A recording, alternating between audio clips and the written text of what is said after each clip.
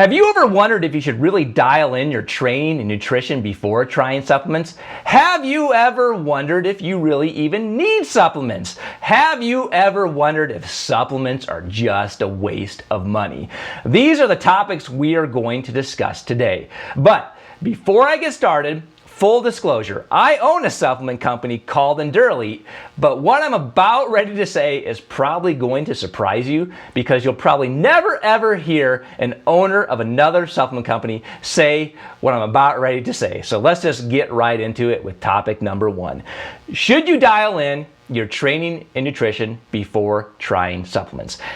Abso-fucking-lutely. But I think there are some exceptions to this rule when it comes to supplements that we'll discuss here in a little bit. But I want you to look at it this way.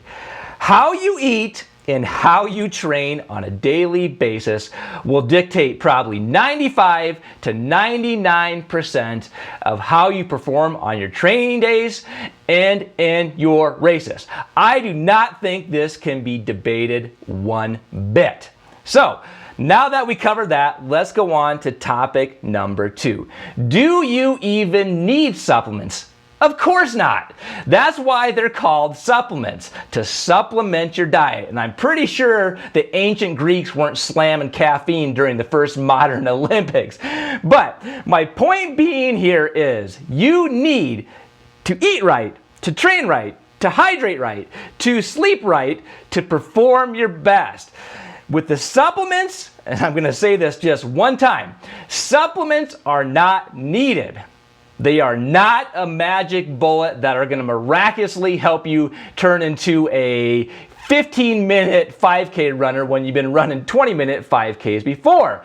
But that's not to say that supplements are a total waste, because they can give you a slight edge when it comes to training and racing, considering that all other variables have been followed, like your training and your diet. So this brings us to point number three. Are supplements a waste of money? Yes and no. They are a waste of money if the supplement you are taking is full of ingredients that have not been demonstrated by the research to be effective. They are also a waste of money if the supplement you are taking does have ingredients demonstrated by the research to work, but they are dosed at such a low amount that they're not going to have any effect at all. So, when are supplements not a waste of money? Well, you just kind of switch what I just said around. Supplements are not a waste of money when they contain ingredients demonstrated by the research to enhance performance and when they are dosed correctly. Now, let's go back to point one.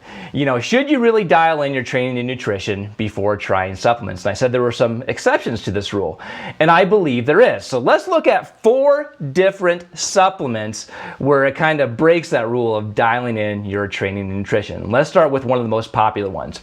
Creatine monohydrate. You cannot possibly eat enough meat in your diet to get the right amount of creatine monohydrate on a daily basis, which is 5 grams. You would literally have to eat about 20 pounds of meat to saturate muscle creatine stores. So this is why the supplement is so beneficial. And to boot, with creatine monohydrate, it has over 1,000 studies showing it to be effective, increasing performance, strength, power, hydration, things like that. So in that circumstance, creatine can have an awesome effect on your performance, but there's no way in heck you can get enough through your diet. So in that case, again, that breaks the rule that, yes, you should absolutely dial in your training and nutrition before trying supplements, but with the creatine, you throw that in there and it's going to have an awesome effect. Let's look at the second ingredient. Caffeine. Now, you might be saying, well, I can just get caffeine through my coffee. And while that is absolutely true and it will have a great ergogenic benefit, supplemental caffeine anhydrous has been shown to be more effective than the caffeine found in coffee for enhancing especially endurance performance, time trial performance, time to fatigue, things like that. So with caffeine, again, supplemental caffeine is better than the caffeine found in your coffee. And again, it kind of breaks that rule of, should you wait to try a supplement before dialing in your training nutrition. Let's look at another one. Protein powders. Now, I'm going to say this right off the bat. If you can get enough protein through your diet, there is absolutely no need to take a protein powder. But for some of us, to meet our daily protein requirements, which can be pretty high depending on the duration and intensity of exercise we're doing, we just don't want to choke down another piece of chicken or meat. And sometimes it's not convenient, honestly, to pop open and start chomping down on a ribeye when you can just put a scoop of a high quality whey protein into a shaker cup, shake it up, and get the 25 to 30 grams of protein necessary to stimulate muscle protein synthesis and muscle repair and recovery. Now, the last ingredient we're going to look at too is carbohydrate. Now, you might be saying too, well, I get carbohydrate through my diet. Why should I need to supplement it with it? Well, this is especially important during races when you're probably not going to want to eat a ham and cheese sandwich, and you might want to be taking in supplemental carbohydrates like gels or waffles or sports drinks or things of that nature. And it's especially important as exercise goes over an hour and up to 2 hours and beyond, where your body needs carbohydrate to perform well. I mean, show me any elite endurance athlete that doesn't take in carbohydrates in races over 2 hours, and I will give you a bar of gold, because to perform your best, you need carbs during those longer races to keep blood glucose levels elevated. So that's just 4 examples, and there's probably a handful more of when supplements can be especially beneficial even if you don't have your training and nutrition dialed in.